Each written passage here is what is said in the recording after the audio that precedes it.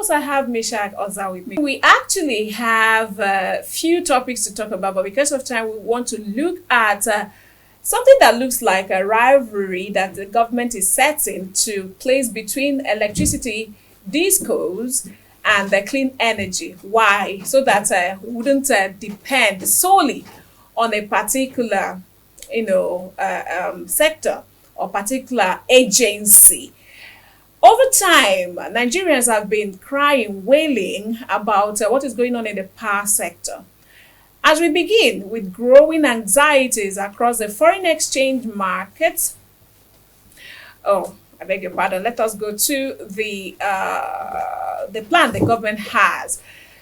The power sector, the federal government has unveiled an ambitious structural reform aimed at dismantling persistent electricity blackouts by creating direct commercial competition for legacy electricity distribution companies, DISCOs.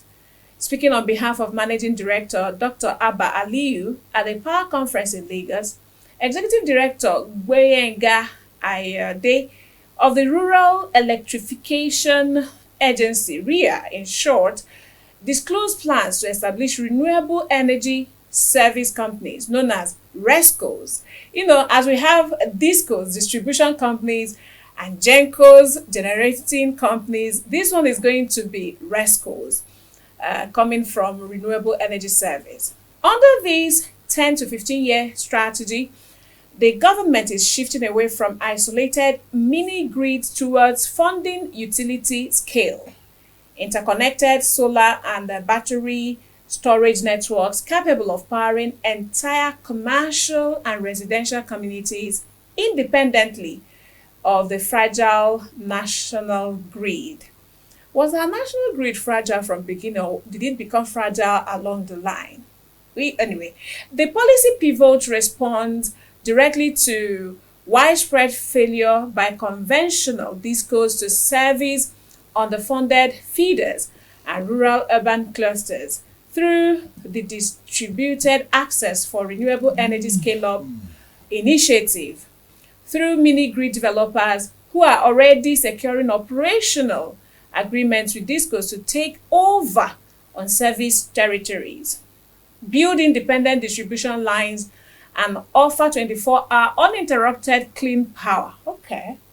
While industry watchers applaud the push for commercial grid competition, experts stress that success will depend heavily on whether middle-class households and small business owners can afford the cost-reflective tariff required to sustain private solar utility networks. So Meshach, I was wondering, while the idea of a 24-hour solar power sounds like a dream for communities, left in the darkness by DISCOs, and as a matter of fact, that's a dream for every Nigerian, what do you perceive that will be a much, much greater challenge for the masses? Is it going to be availability of this, or is it going to be affordability?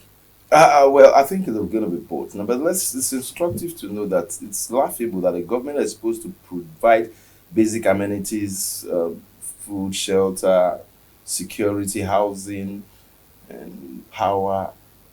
Continue to use power as a narrative tool for looting and financial compromise.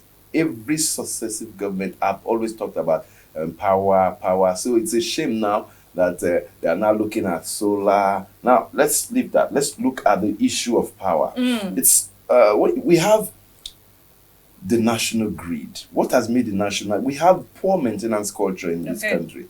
And what has made the national grid continue to collapse? Lack of maintenance. So it wasn't fragile from beginning. It wasn't. It's not that it has become fragile. Use of substandard materials. Budgetary misappropriation.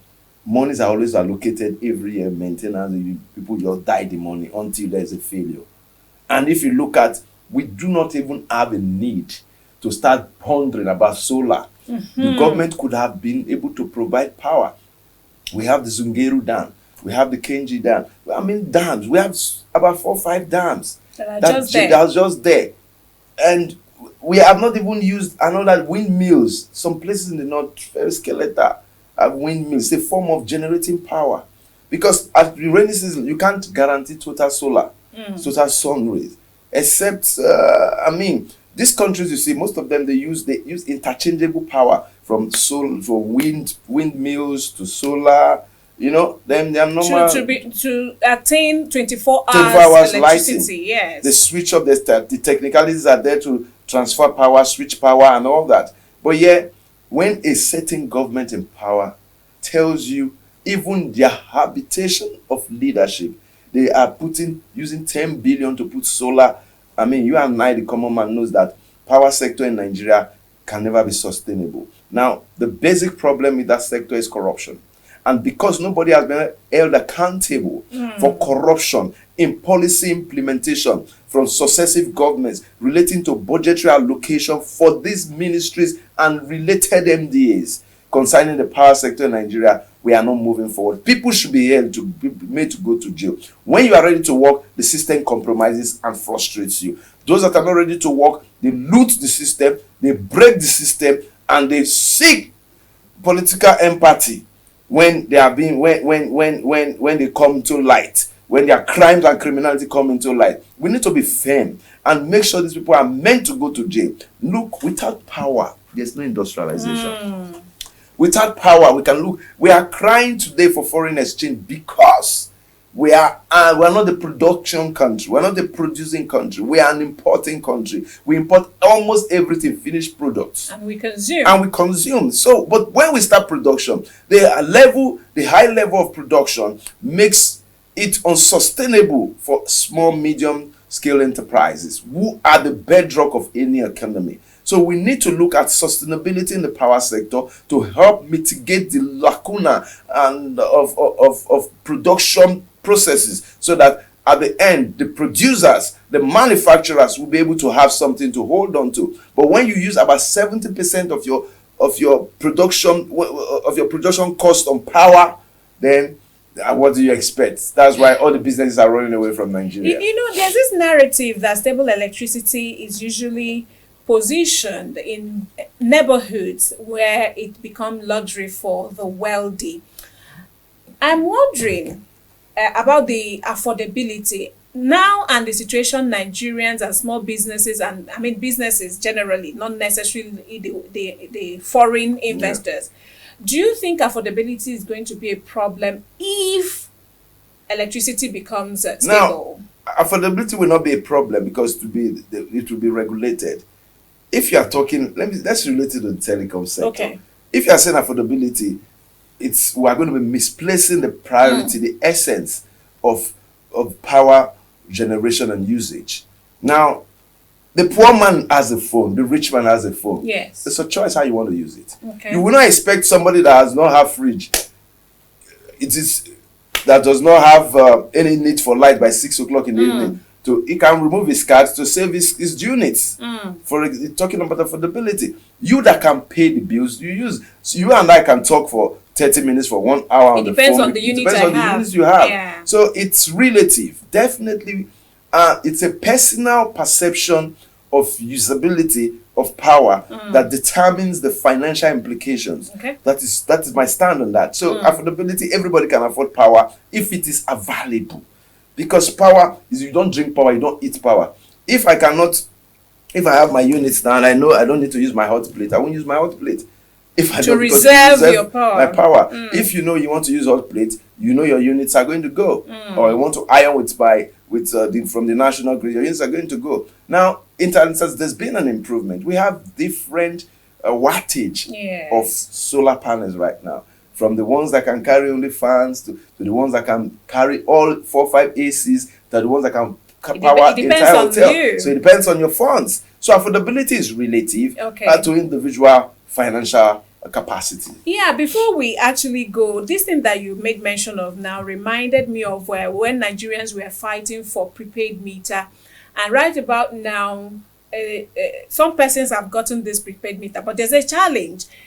There's also a cry about how fast that prepaid meter runs, that some Nigerians are suspecting that it's being tampered with. I don't know what your take is on that. Have you experienced it? I've managed my own light. I don't bother about this. But because there's a lot of trust issues amongst and within Nigeria. So if people come up, Nigerians they love shortcuts. They compromise a lot. The average Nigerian, including you and I, can be bought over if our price tag is met. So there's corruption in mindset of everybody.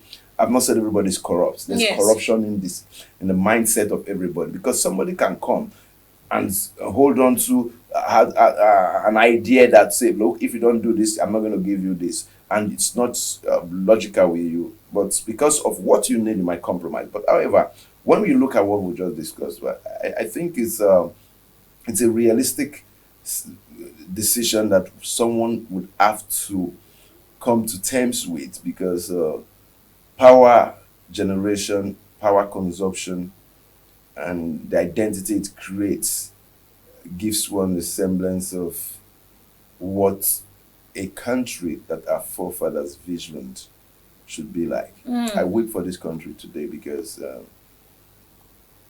growing up inside Shell, I never saw darkness for one day. So I begin to wonder if it is achievable. What changed? Within an organization, maybe because there is structured policies and guidelines and constitution that is always followed, then it is doable. Achievable and doable for Nigeria as a nation.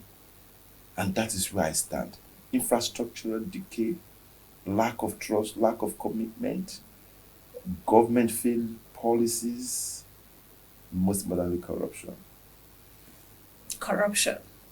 And what a very diplomatic way of answering what I asked you. Yes. Because the truth is that we are Nigerians and we're in Nigeria. We hear what people talk about. We hear people's complaint. It might not be happening with my own meter, but when 1, 2, 3, 4, up to 10 or more are complaining about the same thing of how fast, their units finish. Yes, We are questioning. I missed that. Yes, in my mind, I didn't even go there. Talking about the units. Yes.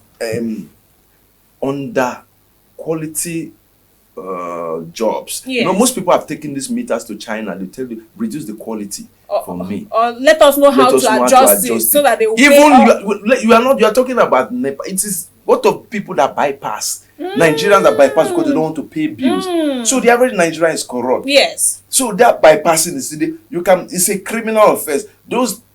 I don't think, I totally marginally will not agree with the school of thought that say some meters are running too fast. What of those that bypass? Meters run based on wattage usage, voltage usage. If you are using iron, you are on your freezer, your freezer is already blocked. You on your freezer, you are using iron, you are using toaster. A lot of things at the same time. And you expect it not to run fast. No. So it's our personal usage. Anyway, we're going to revisit this meter thing to know if it's adjustable for it to run faster, or if it's supposed to be based on wattage. And we are going to find out. Do you know why I said that? Because some persons who are into electrical will tell you that they can do something which might be a bypassing. That is bypassing. Which might be bypassing. Anyway, thank you very much, Misha. Thanks for having me. And it is very beautiful for us to talk about this energy. So if there is rivalry, there won't be monopoly anymore. You choose which one you want to use, just like you choose how the unit you want to load in your meter. I'm Ifuma Nuku, and this is Quest Business Today. Thank you very much for being part of it.